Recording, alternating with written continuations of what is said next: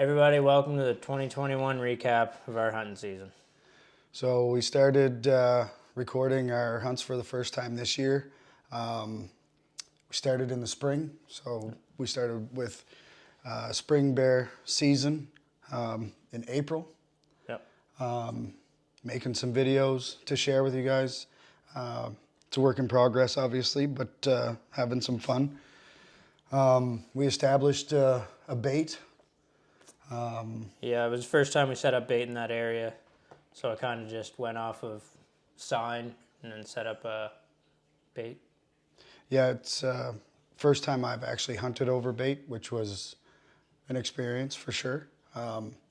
We definitely had some pretty cool bears, some interesting bears, some pretty big bears coming in on our bait. Some multi-phase, Color phase. multi-color phase, like Yeah. black with blonde. We had some blonde bears come in.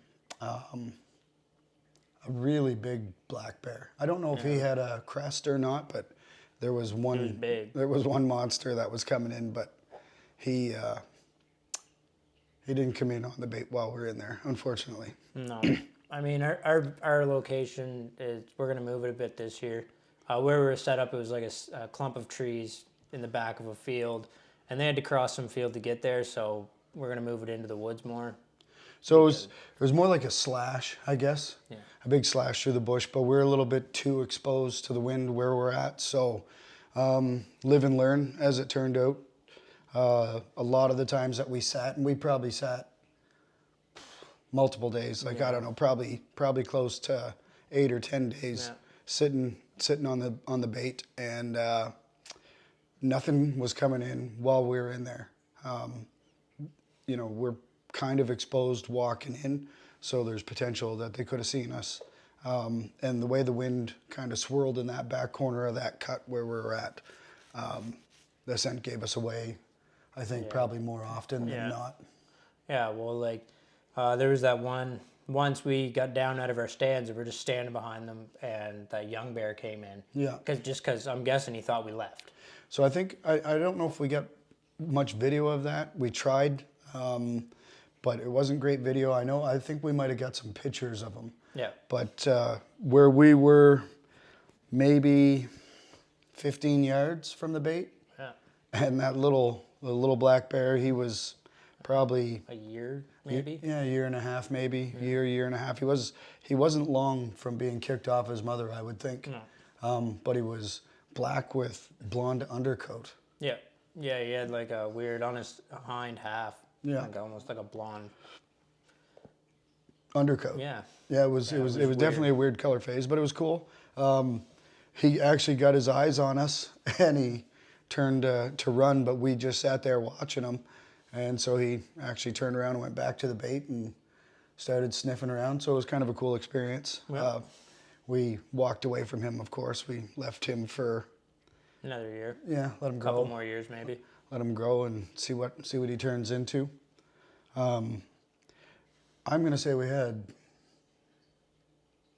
probably at least 10 different bears we identified, maybe. Yeah, I'd say there was, I don't know, 3 or 4 shooters. Yeah. Maybe there was that big black one, the blonde one that I shot. Yeah. There was, I think, a smaller blonde one had come in. Yeah. Yeah. So no, we had good bears in the area for sure. It's amazing, and where we're hunting in northern Alberta, the black bear population up here is phenomenal. Yeah. There's bears everywhere, so there's a pretty good opportunity if you're patient. You probably get your eyes on a pretty interesting bear, maybe. Yeah. Like the one you got a shot at. Yeah. So. Yeah, that was a good. Yeah, there's a lot of trophy bears up here too. They get big because they live where they live, and there's so many of them. Yeah. There's a lot of food up here for them. There's definitely good habitat for bears. They seem to thrive up here quite a bit. So much so that as far as it goes for hunting, you can get a black bear tag over the counter, and you can actually get a second supplemental black bear tag for food. So yeah, there's opportunity to get a couple bears.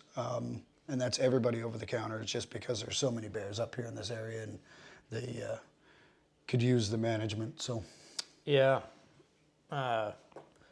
One thing we did learn bear hunting this year is scent control. scent control is big. Yeah, their nose beat us Every time. pretty much most of the time. Yeah. So I've heard of different strategies. I've talked to different people, and what we ended up doing this year in the spring bear hunt was we went in and we dropped off some bait. It seemed like they were coming in after we would leave. Yeah, They like would, shortly after. Shortly after, they'd come in and check out the bait. So our intention was to drop off some bait. We were going to go scout some extra area for deer hunting for whitetails. So we dropped the bait and we left for a couple hours to go scout some area that was not too far away. Yeah. And then we went back hoping that we would sneak in on something that was there, and nothing was there. Yeah. Nothing was there. But we knew that there had been bears in the area Yeah. that day. So when we were in there on the bait, I decided that I would leave. So put on my pack, grab my gun, and walk out of where we're hunting, talking to myself, making noise, being pretty obvious. So they might think that we both left. Meanwhile, Stephen was still up in the tree stand.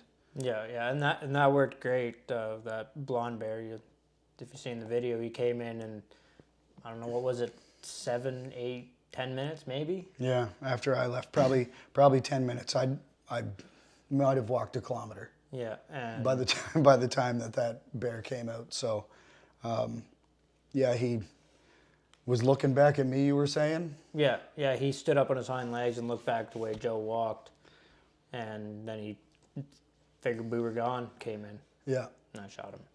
So there was a little opening from the tree line to get to the bait where we were. Yeah.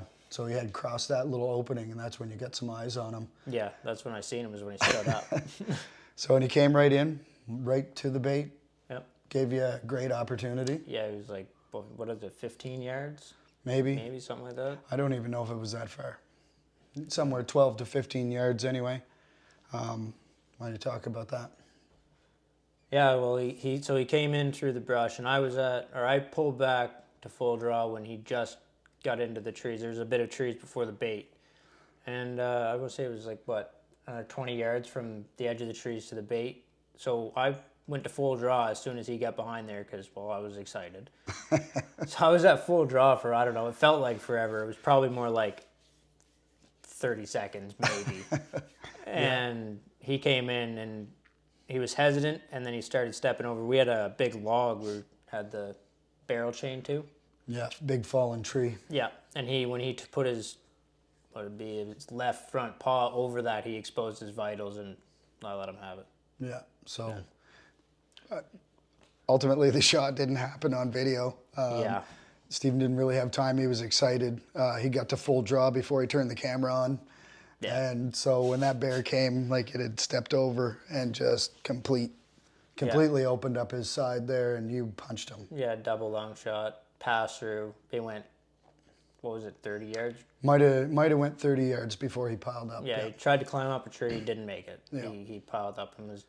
Yeah, I would say by the time I called you, he was probably done. Yeah, he made it 6 feet up a tree and then fell down at the base of the tree. We found him at the base of that tree. Yeah. I was walking out to where the truck was, so it was probably 1.5 kilometers, maybe 2 kilometers. Yeah, something like that. And to get to the truck, and I wasn't all the way to the truck when you called me, and he was excited, like just jacked right up. So I was going back to get our packs. When we went in there, trying to sneak in, we just went in late. We just grabbed our bows, bino harnesses, and ran in.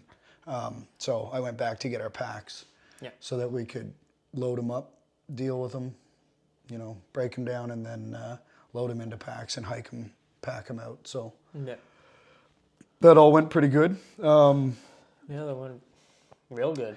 It was sort of miserable after the kill. It started raining Started raining. And the mosquitoes were literally the worst. They were savage. There were just clouds of them around us. And we were pretty keen on trying to keep our scent down, so we weren't using any kind of bug repellent or anything like that. And then realized that we had it in our pack and we were done hunting, so there was no need to not smell bad. So we put on that bug repellent, and I'm telling you, it made a 1,000% better. It made it a lot better for us Yeah. doing what we were doing, because it would have been way more miserable just sitting there getting chewed, eaten alive. Yeah. It was raining, there was thunder, There was lightning, yeah. It was, and so where we're hunting is in a boreal forest, so there's lots of swamp, there's lots of mosquitoes, yeah, it's just, it can be pretty intense sometimes. So no, we managed to get them broke down, skinned them out quartered them up. for taxidermy, Yeah. and then quartered them up. Yeah, got the meat into game bags, loaded them up in the packs, and hiked out, kind of tired but happy. Yep. Yeah, that was great. Yeah. So spring bear was a success. I didn't get a shot at a bear, unfortunately, but you know, that's the way it goes. We're kind of, I guess, working as a team. So we have some more plans this year we'll talk about later that should have a better chance this year, both of us getting one bear, if not both supplementals also. absolutely.